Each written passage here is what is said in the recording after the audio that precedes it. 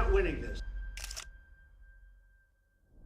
Do you think that it's respectful to come to the Oval Office of the United States of America and attack the administration that is trying to prevent the destruction of your country? I'm talking about the kind of diplomacy. What was supposed to be a routine diplomatic engagement soon erupted into an explosive showdown at the Oval Office. Your country is in big trouble.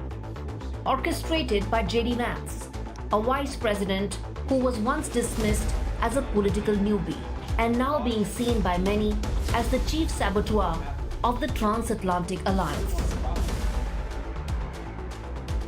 Offer some words of appreciation for the United States of America and the president who's trying to save your country. Please, you think that if you will speak very loudly about the war, He's not speaking loudly. He's not speaking loudly. Your country is in big trouble. Can I Wait a answer? minute. No, you've done a lot of talking. Your country is in big trouble. I know. JD Vance hijacked the moment, turning a high-stakes meeting into a takedown. Diplomacy soon gave way to a slugfest, a spectacle that left European allies stunned. I've actually watched and seen the stories, and I know what happens is you bring them on a propaganda tour, Mr. President. Do you disagree that you've had problems bringing people into your military? We have. But this wasn't Vance's first strike. Earlier this month, he rattled European leaders in Munich with a scathing speech. He trashed Europe's leaders, accused them of silencing dissent and running scared from their own voters, triggering widespread outrage across the continent.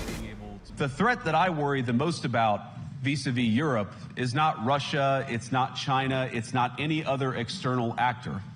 And what I worry about is the threat from within, the retreat of Europe from some of its most fundamental values shared with the United States of America.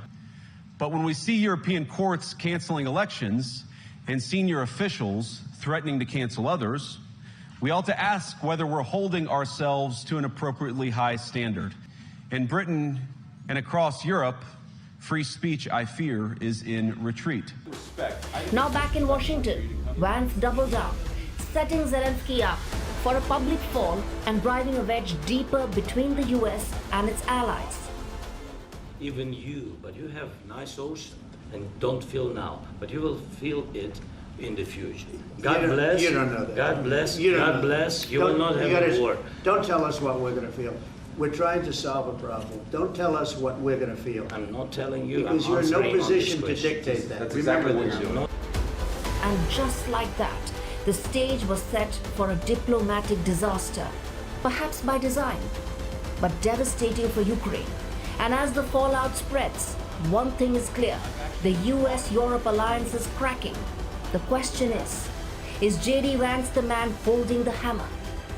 With Riddhima, Kedia, Bureau Report, NDTV World.